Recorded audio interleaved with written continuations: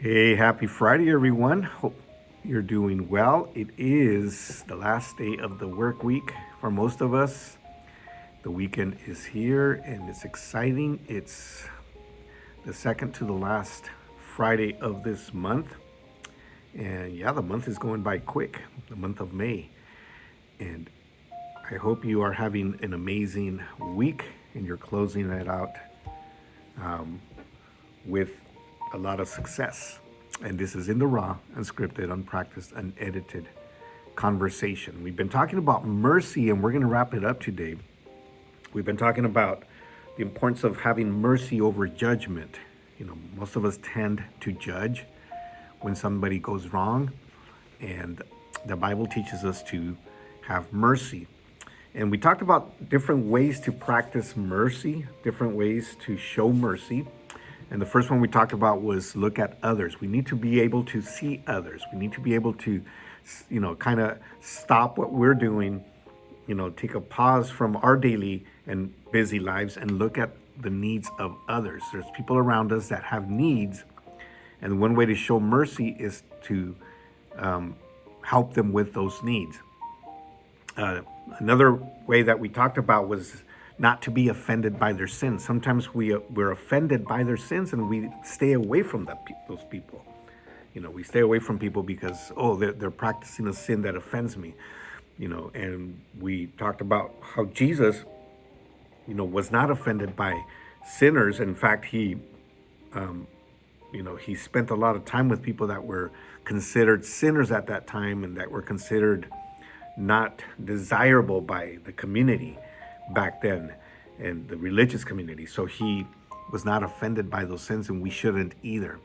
And we also talked about the importance of thinking before we speak. That was the third point here, the third principle. Think before you speak. Sometimes we speak too quick, and we need to guard our mouths, as Paul puts it in Colossians. We must be careful what we say and how we say things. Our conversations need to be guarded and need to be wise, is what he's saying. So we need to make sure that we do that, and not just what we say, but how we say it. And then the fourth principle, the fourth, way to show mercy was focus on salvation, not rules. That was the previous video before this one. And we talked about how sometimes if we want somebody to be saved, we apply a lot of different rules. You can't do this, you can't do this, you have to do this, and et cetera, et cetera. And it doesn't work that way. If we're going to show mercy, we have to be patient with people that have been used to having a foul mouth, for example. Not that they're always going to be that way, but we need to be patient with that and not focus so much on, don't say any bad words anymore, or don't, do this or don't do that. You're saved now, and it takes time, it takes time. And so today we're just going to wrap this up, and I'm just going to say this, the greatest example of mercy is Jesus. He was always moved by compassion, regardless of people's backgrounds or appearance or economic styles or lifestyle, origin, or race. He was moved by compassion. If you understand that you must show this kind of mercy, if you understand that, if you need to show this kind of mercy, if you understand, that it's about compassion. This is really the essence of Christianity, to show mercy. Do you know what the result of being merciful is? Jesus said it in Matthew 5. He said, "Blessed are the merciful, for they shall obtain mercy." You might say, but I always do this, and things still go bad for me. People take advantage of my kindness. It always feels like I'm keeping, like I keep giving and giving, and I never get anything out of it. I don't get out of my struggles. I'm always struggling. But let me tell you, the mercy that you will receive goes beyond your life here on earth.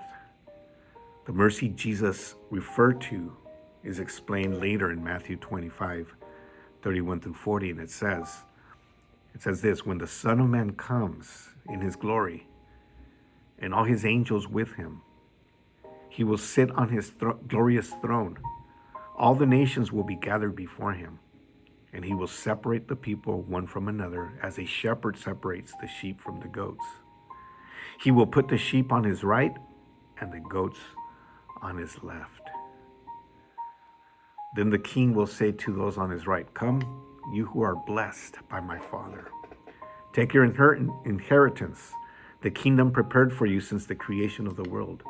For I was hungry, and you gave me something to eat. I was thirsty, and you gave me something to drink. I was a stranger, and you invited me in. I needed clothes, and you clothed me. I was sick, and you looked after me. I was in prison, and you came to visit me." Then the righteous will answer, "Lord, when did we see you hungry and feed you, or thirsty and give you something to drink? When did we see you as a stranger and invite you in, or needing clothes and clothed you? When did we see you sick or in prison and we went and visited you?" The king will reply, "I tell you, whatever you did for one of these, the least of these brothers and sisters of mine, you did it for me." And Jesus tells us also in Luke 6:36, "Be merciful, just as your Father is merciful." So it is the essence of our Christian faith. It is the essence of human relations.